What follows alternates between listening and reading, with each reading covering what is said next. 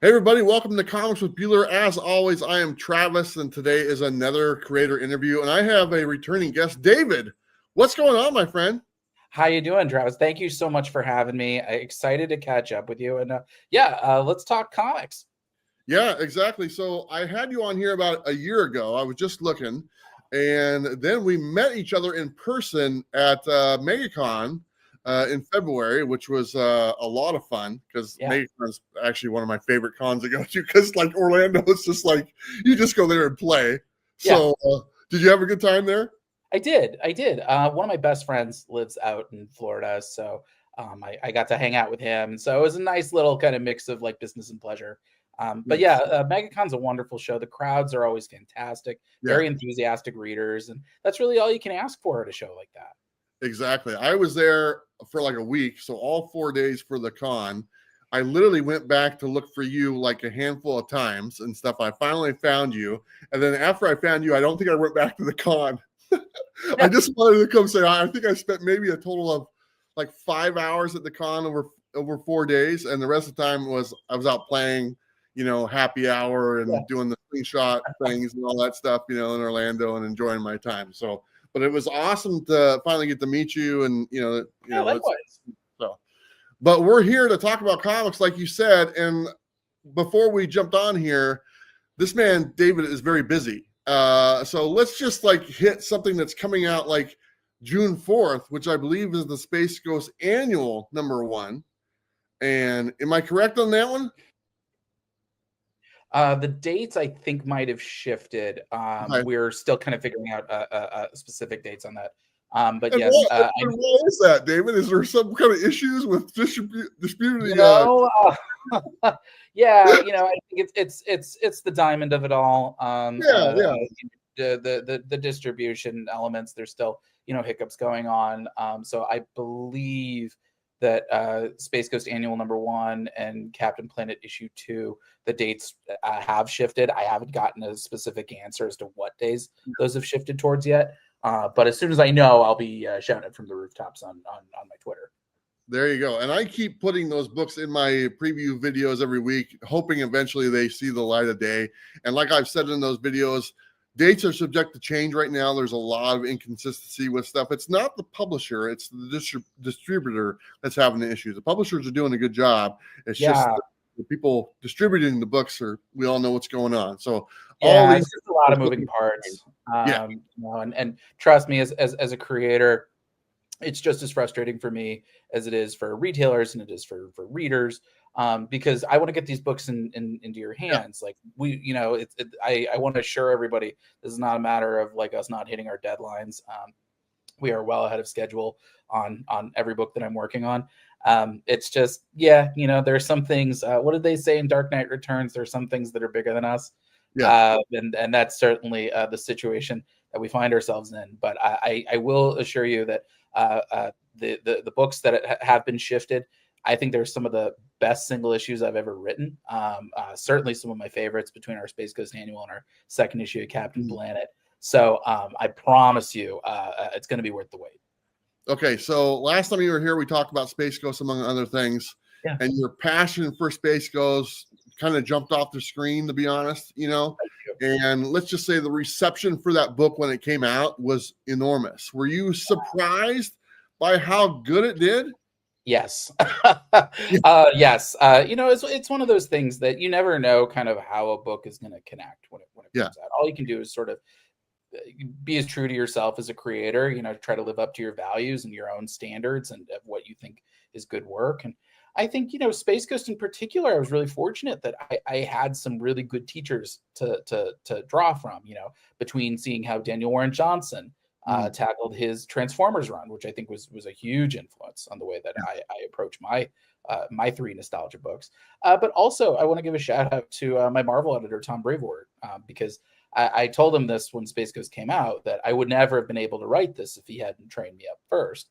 And I think a lot of the lessons that he instilled in me actually during my Punisher miniseries, where he was really kind of emphasizing, like, let's try to do as many of these done-in ones as possible to try to build them up over kind of a broader meta arc. And what's the character elements of all Mhm. this? And, how can we make people, feel something? How can we make them cry? during these things. And those lessons, it's harder to adopt them over a 4-issue miniseries because there's just not that much runway. There's not enough mountain for the snowball to pick up steam. Yeah. But I think for, Space Ghost, one of the things that really appealed to me when Dynamite approached me for this book was they said, how would you feel about 12 issues in an annual to start? Yeah. And that, I was like, okay, that's some runway. We can really kind of make that a force multiplier and really get the snowball effect going with a lot of these done in ones and done in twos. And so, at the same time, Space Ghost, is a character that's had a long runway, but some very different iterations over time, whether it's the original 60s run or the 80s revival or Coast to Coast or the Joe Kelly run. And so I was kind of like, I don't know how people are going to respond to this. Will they say it's too much of a departure?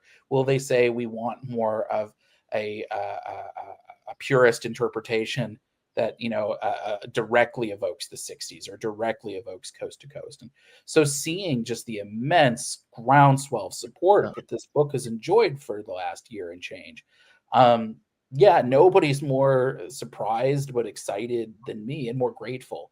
I think this is it really kind of validates my thoughts on Space Ghost, which is that this was a character with untapped potential.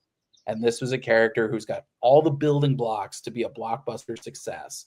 It was kind of virgin territory at this point, largely unexplored. And so I feel very grateful to be, me and Jonathan Lau, to be the creators that get to explore that amazing new territory.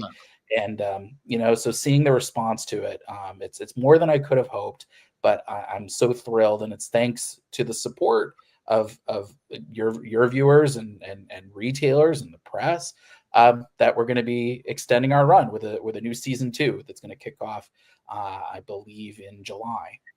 Yeah, I think I have it first, like July 9th is, like we said, dates change, but July 9th is kind of what we're looking at for the volume 2, if you want to call it. So this kind of leads me into my next question here. And before I get in there, you kind of mentioned Jonathan Lau. I want to give a shout out to him because he's a great artist. He actually did my exclusive cover for Blowtorch about 4 or 5 years ago. So I worked with him before, and I saw his work in Space Ghost, and I immediately recognized. I was like, oh, I know who that is, because it's easy to kind of, and it fits really well. So a special shout out to him. But one thing you did mention there is that you had the 12-issue run and now the annual, which is due out any day now. So after that 12 issues, were you a little worried that you wouldn't be picked up to do the next one? Was there any hopefully back? No, so it's interesting. It was actually the opposite effect of what wound up happening. Is that when I listen, 13 issues is the biggest runway I've ever been offered. I'm used to, I've written, a lot of miniseries, or even, my work at Marvel has been sort of more determined on, if it's not an out and out miniseries, it's something that's determined on an arc to arc basis.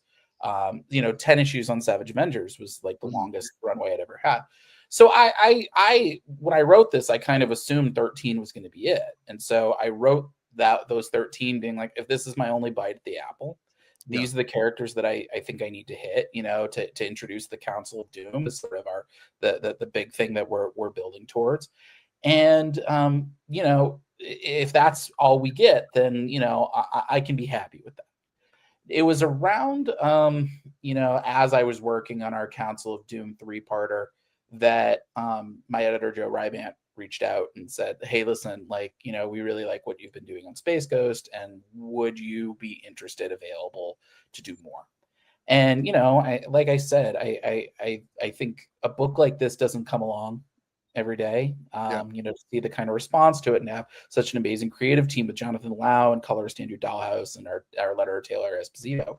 But also, as I've gotten to know these characters, they feel pretty natural to me. Yeah. And I think that's a gift, especially when you're in a good position like me, where I'm able to juggle a lot of books.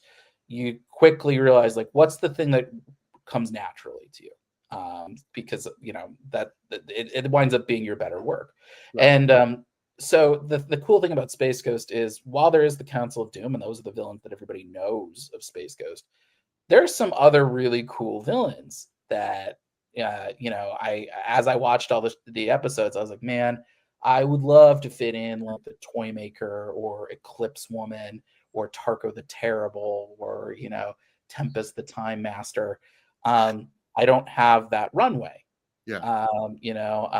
For in only 13 issues, but knowing that we are going to be extending the run, that felt like a cool way to sort of take our core formula of Space Ghost, which is our villain of the month meets whatever the interpersonal dynamic is between Space Ghost and his adopted wards, Jan and Jace, and kind of flip it on its ear a little bit. And so you'll get a sense of what we have in mind with all that with the Space Ghost annual that's going to be coming out in a few weeks. But we're dropping a couple of bombshells at the end of that are going to propel us into season 2. That's really going to sort of take Space Ghost status quo and throw it into question. And they're really going to have to, this whole team is going to have to kind of dig in deep to figure out like, okay, how does this work? So yeah, it's been a fun series to sort of in certain ways reinterpret. I've been building off of one blueprint for so long that it's been I think I've only had this experience once, and it was at the beginning of my career when I did a sequel to Spencer and Locke, sort of being like, okay, like year 2, what's the sequel to year 1? What's season 2 looking like? So some really fun villains. Thankfully we've got no shortage of great villains in the Space Ghost mythos. But also, like I think knowing that our RoboCorp meta story is going to be wrapped up by the end of our annual, like we've got an interesting new spine that is going to sort of like lead us towards this big story that I think will have even bigger and badder stakes than our first season. Nice. So season 2, is it going to look similar to season 1? We're getting 12 issues. Is that kind of the blueprint? We are still ironing out the exact length of runway. It'd probably be between like 10 and 12 issues. Okay. is I think sort of the working runway that I'm working with right now. I'm about to start our 3rd issue on that. So I'll be about a third of the way through that relatively soon. But similar to my original run on Space Ghost, I wrote a really detailed outline. And I think for us, the reason why we decided to do a new number 1, there were a lot of different considerations for that. And I think it came down to, the whole business is very volatile right now. Mm-hmm. And for us, we want to make sure that the book remains viable, that we are selling enough copies of the book in order to continue making the book. And so, there was no other place for us to get a new number 1. And our goal with a new number 1 is to not only delineate a brand new starting point, saying we have a new story that's kicking off right here, but also, hopefully if somebody has missed our first year's worth and, decides, okay, I'm going to pick up these trades, they can start right here with the monthlies and they can pick that up. And so for us, the way I see it is it's certainly not a cash grab. There's no cash to be grabbed. It's more of just like, it's our way of sort of like resupplying before we like go back on the march. So, this is everything was done literally just in consideration of what's the best thing for the book in terms of its health, that we can continue with it for as long term as possible. So, we've got some really cool stuff coming with all of this. Some of these other villains, I mean, that's the thing I love so much about Space Ghost, is beyond the interpersonal elements of it all, is that the villains, there's such a wide array of them. And it makes sense, Batman is in the DNA of the core concept. It was inspired by Adam West's Batman. But being able to say, oh, like this is a really eclectic rogues gallery that like, there are a lot of big 2 characters that don't have a rogues gallery that's this stacked. So it's been really fun to be able to continue to explore them and flesh them out and kind of give them unique individual twists in the same way that we did in season 1.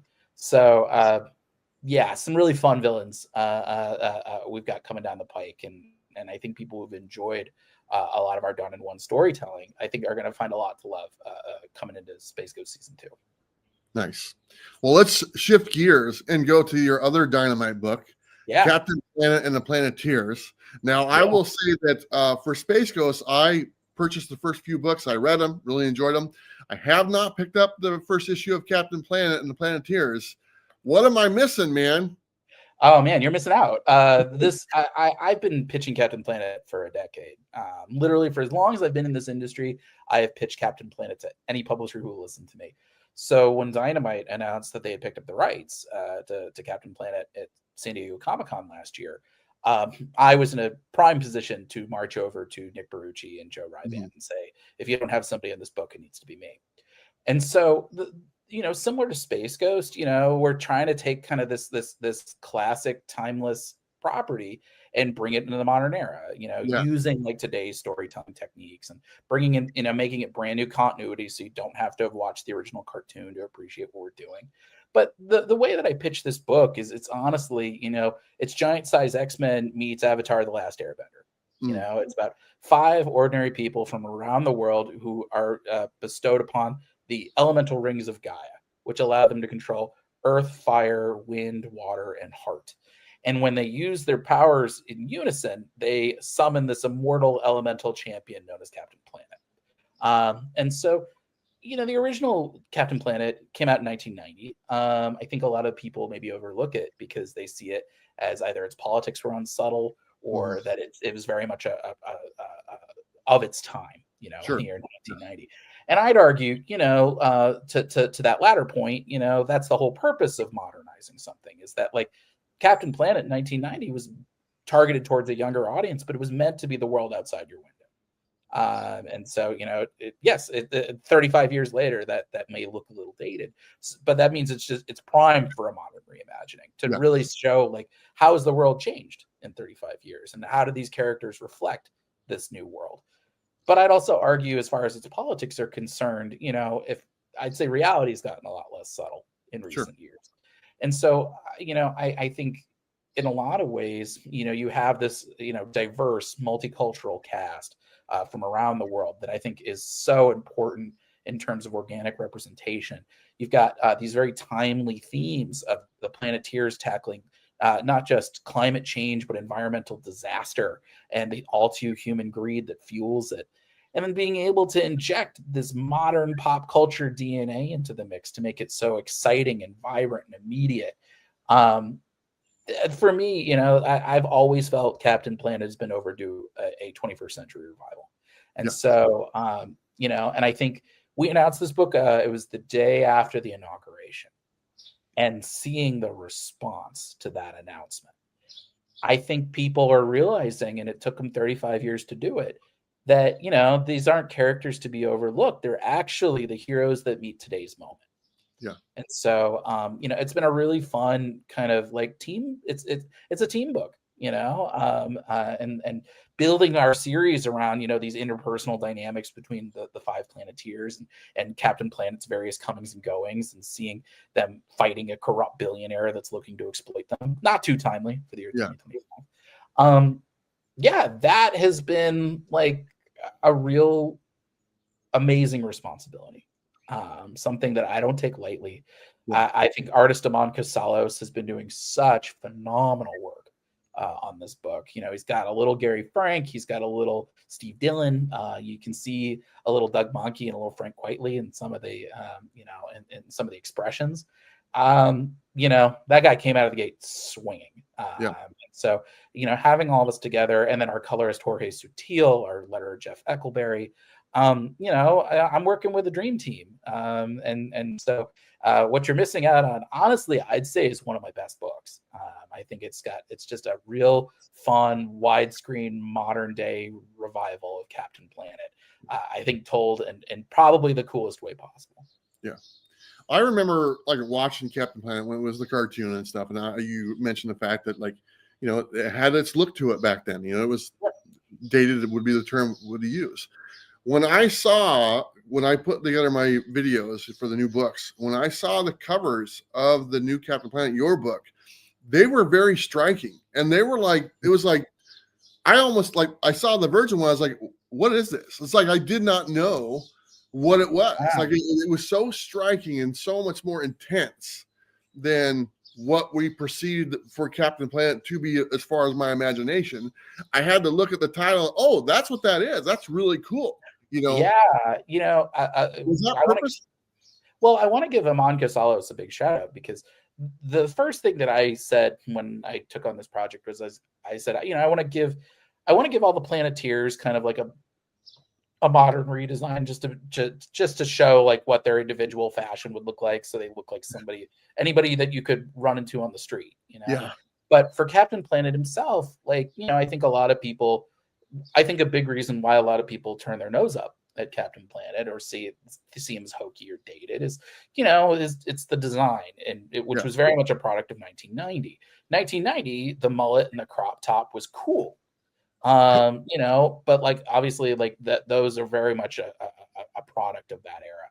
And so I gave him on the challenge of like, okay, like I'd like to give him a redesign, something that feels a little bit more modern, but also maybe something a little more timeless, so it's not necessarily rooted to any particular era. And so Amon drew a number of different versions of Captain Planet, and a lot of people are like, wow, sexy bearded dad Captain Planet. And that was because Amon, one of the designs he threw in had a beard, and all of us just immediately, and our editor glommed onto it, everybody, Warner Brothers glommed.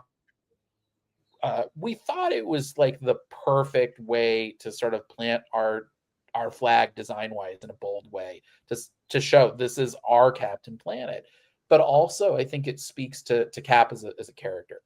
Yeah. We had a lot of people when the book was announced, worried about whether or not we were going to be delivering a grim and gritty Captain Planet, and no, it could not be further from the truth. In the same way that I don't even necessarily see Space Ghost as a grim and gritty book, but Captain Planet even less so. Captain Planet, in my mind, is Superman with metamorphose powers. Mm-hmm. He is a character that is at his core is rooted in hope and optimism and heroism and a complete lack of cynicism. This is somebody at his core who doesn't want to see anybody die. Yeah. And so I think the dad beard really represents that in a big way, that he is this sort of fatherly mentor figure to the Planeteers. So apparently I'm Captain Planet, because let me show you. Let me show you. I was just going through some pictures. This is my prom picture from 1993. Yeah, the power was yours. Yes. So there you go. And you're now, one crop top away from saving the world. Now it's the beard. Now it's the beard instead. The hair's gone. So there you go. But it was one of those things that, like, we wanted to also play up that, like, Cap he's not made out of flesh and blood like you and me, that he's built from the elements. And so that's why he's got his rocky pauldrons, and his hair is made out of green fire, and and his skin is this icy blue, and sort of his eyes are this intense color that you'll never see in a human being. Yeah. I think that all just kind of speaks to, he's here for us, but he's not us. And I think that really speaks to Captain Planet's core themes to me. The motto of the series is "the power is yours." And for me, what I took from that is that, you can't just summon a genie and wish your problems away. Yeah. Like, that's not how it works in the real world. And I think even Captain Planet in the original show, they went to great pains to make sure that he wasn't just taking over the entire storyline, that he, pollution and hazardous materials were his kryptonite. And that, oftentimes it would come down to the Planeteers, the people like you and me on the ground level, to save the day. And so for me, it's this idea, it's this symbiosis, like Captain Planet as a character is, of course, a symbol of escapism. This idea that there is a power that is rooted in our world, that is hopefully corrective against some of the corruption, man-made or otherwise, that has sort of inflicted the world we live in. But it's still, we can't just sit back. It is about us. It comes down to us. And so yeah, I think having that symbiosis between Captain Planet and the Planeteers, and really having this be an ensemble book, in the same way that I'd say even more so than Space Ghost. Space Ghost, which is very much Space Ghost Chan and Jace's story. This really is this is rooted in the Planeteers' journey, and Captain Planet plays a huge part in that. But at the end of the day, it comes down to us. To whether it's going to make or break our planet. And so that's something I really wanted to focus on with, sort of the structure of our story and the tenor of it. And yeah, I think seeing sort of our modern day reinterpretations of these Planeteers, judging just based on sort of the quick glimpses we got in issue 1 and seeing the responses to that, I think people are going to be very, very excited for issue 2. When the Planeteers converge on New York for the first time. And nice. Let's just say some of those initial meetings are going to be more explosive than they might have expected. You saying the phrase, "the power is yours," really just took me back to watching that show. I mean, right? That just automatically took me back to watching that. So that's really cool. So since both of these properties are under the same license, do we get to see you know what I'm going to ask? I know what you're going to ask. There's been no talk. There hasn't even been any plans. My friend Tom Hoskinson, when he drew a really fun Space Ghost meets Captain Planet on the heels of us announcing Cap, sort of a Marvel versus Capcom riff. But yeah, I don't know. I've thought a lot about it. They're very different in terms of tone, because Space Ghost is sort of rooted in this sci-fi pulp world. And meanwhile, the Planeteers, they're really, they are meant to reflect the world outside our window today in the year 2025. I don't know how each of those worlds would react to the other one's existence, but maybe that's as good of a reason as any to do it. Yeah. I'd be curious, how Captain Planet's world would react knowing that Space Ghost or like Zorak or Creature King exists. That might be extremely destabilizing to like the global order. Whereas like Space Ghost, I think the Planeteers would be extremely out of their depth in Space Ghost's world. But maybe that would be the angle to take. So yeah, I don't know. Never say never. If the right story came along, that would be really neat, because they feel like Batman and Superman in my mind, in the way that I've been writing them. And so yeah, maybe someday. Write your congressman. This is the same publisher that can combine Red Sonja with Mars Attacks, so I think they can make it. That was audacious. I mean, even Space Quest, with Joe Casey and Sebastian Perez, where it's Space Ghost and Johnny Quest teaming up. Never say never. I think if I was going to cash in my crossover chips, though, and I've let Dynamite know this many, many times, I'd want to do a Space Stars revival. I want to have Space Ghost and the Herculoids and Teen Force. Nice. Have a team up book. I could write another 8 to 10 issues with them, no problem. Yeah, very cool. So let's keep the retro wheel going with your other book that's coming out in July, I believe. Speed Racer. Yeah. It's just like, I mean, you kind of have your wheelhouse right here, and you're sticking to it. I mean, tell me about Speed Racer. We all know Speed Racer. We all knew this character. The movie was horrible, by the way. If anyone saw that movie, it was not very good. But the cartoon, awesome, man. Yeah. It's funny. San Diego Comic-Con last year was very eventful for me, in that I sort of locked in Captain Planet and Speed Racer at the same convention. And the way that Speed Racer came about, it's with Bad Cave Studios. I wrote a book with them a few years back called The Devil That Wears My Face. And I had a great experience over there. Alex Cormack drew it, and he's an amazing artist. And also, I've known Mike Martz over there since in my college intern days. He was my intern supervisor when he was in the Batman office. Mhm. And so I've known Mike for a long time. I've worked with him on several books, Scout's Honor over at Aftershock, him and Christina Harrington, who I want to give a shout out to, one of the best editors I've ever worked with. And so, after working on Devil, Mark London and Chris Fernandez over at Mad Cave have been very supportive of my books since the beginning. So getting to work with them for the first time, it proved to be a really cool experience. And so after Devil wrapped up, Chaz Pangburn, who's another editor at Mad Cave, started hitting me up as far as like possible licensed work was concerned. And we batted around a couple of ideas, but like either the timing didn't work out on my end, or like I didn't really know that property particularly well, that I wasn't able to really give like an informed take.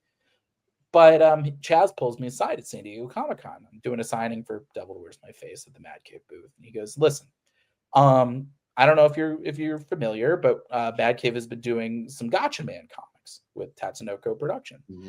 And it's been a really great licensing experience with us. And so we're going to be expanding that deal with Speed Racer. Would you have any interest in that? And, it, like, no pun intended, but like the wheels immediately started turning. Like as he said it, I was, I'm somebody, I love writing car chases. It's something I've been doing since the original Spencer and Locke.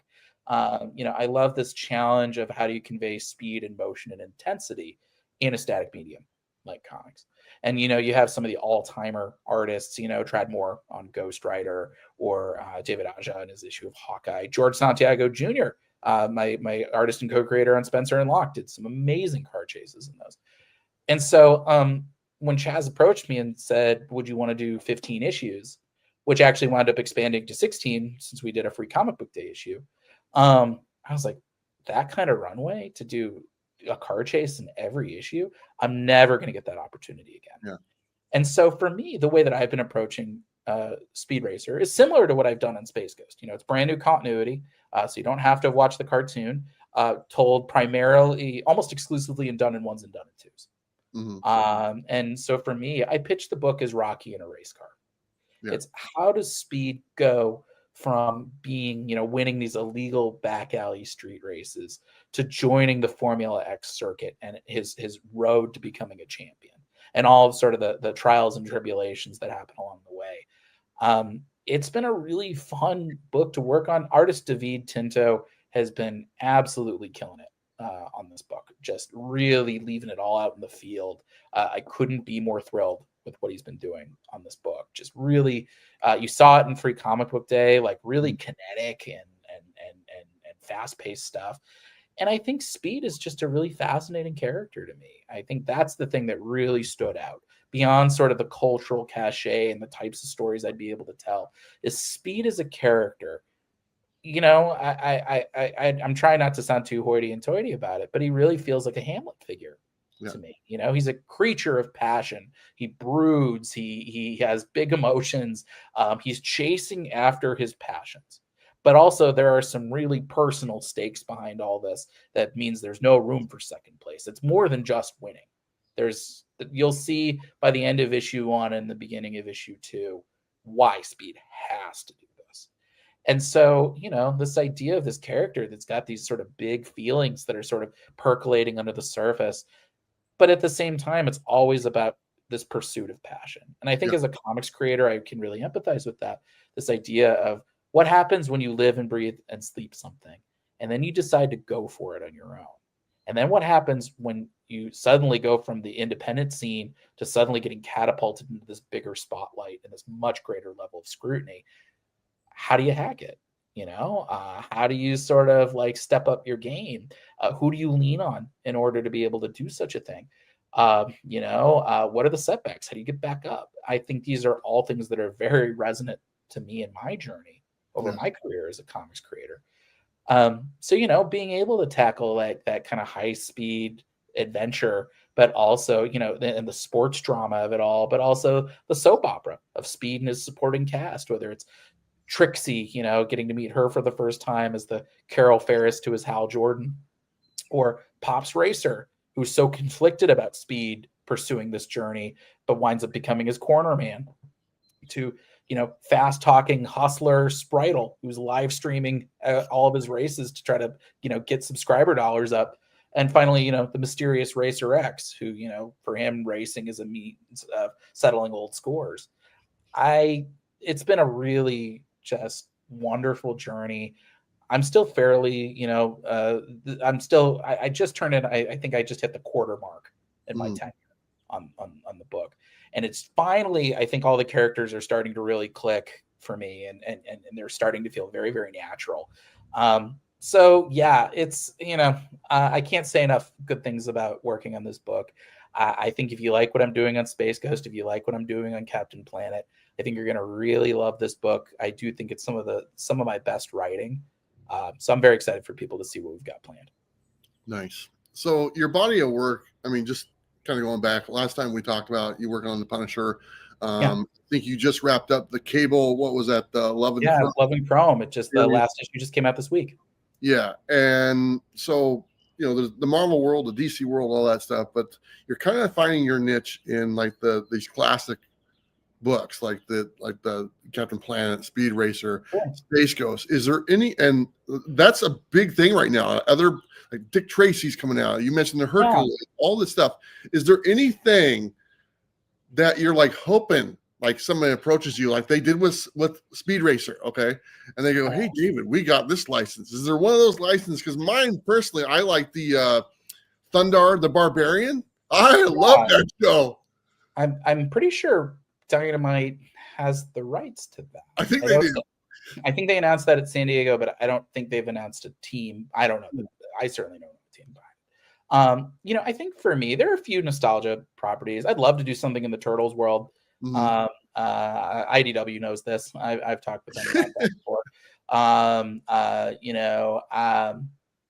This one's a deeper cut. Streets of Rage. I love that game. I would gladly write something like that.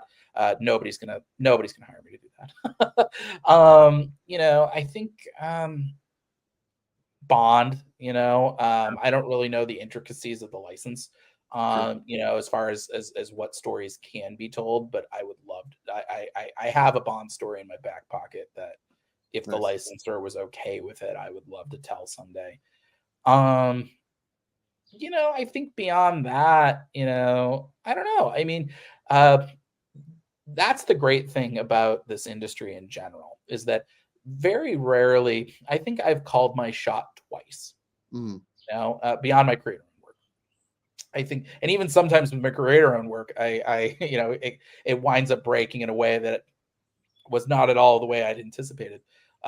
Scout's Honor, for example, that was one of a dozen log lines I had sent to Aftershock, and it was the one I had developed the absolute least, and that was the one they asked me to work up. That was a great book, by the way. I really enjoyed that one.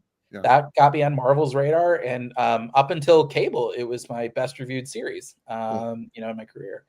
So, I think beyond that, I mean, Captain Planet and Moon Knight are the only times I've ever successfully called my own shot, telling somebody, hey, I like this character, let me write them. But I think beyond that, in terms of licensed work, it's really about being surprised, and I think that's really been, it can be stressful at times because, nobody, when you get sort of ambushed with the idea of, hey, do you want to write Savage Avengers, for example? For me, at least, there's always the initial feeling, the reaction is stress. It's, oh my gosh, I hadn't thought about this. Like, why are they asking me? What can I bring to this? Is this something that I'd want to write?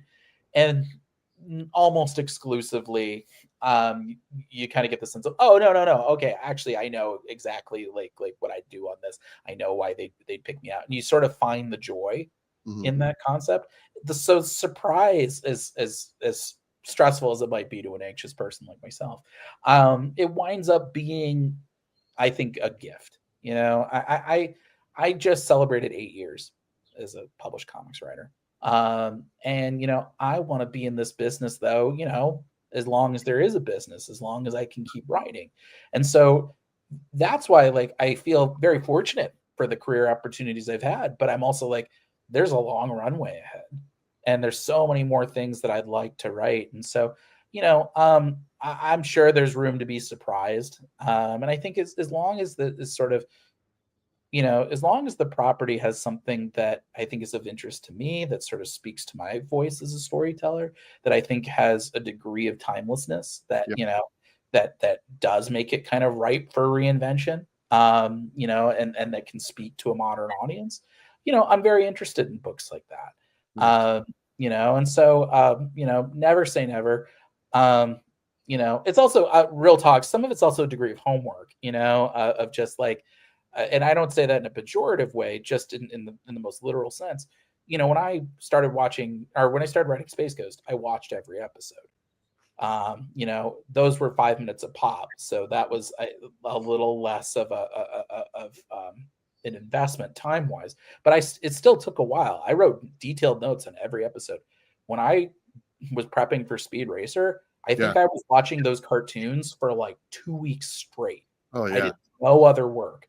It was at least 2 weeks, because those are 22 minutes a pop, and 50 episodes, so it took some doing. And so that is also, I got to say, like, a part of the consideration is, do I know this property? And if I don't know this property, how much of a deep dive is going to be required to make sure that I'm not doubling up on what somebody else has done? And so that's certainly, I think, a big consideration moving forward. But I like doing this nostalgia books. I still like doing the big two work. Like I would love to do Doctor Strange, Suicide Squad. I keep pitching Force Works. One day somebody will let me write that book. I think these characters, when they have a track record for a long period of time, there's something to them that makes them classic and timeless and elemental. And I'd like to think that that's my sweet spot, is finding out how do you kind of do the pop culture archaeology and sort of dust them off and make them shine like new.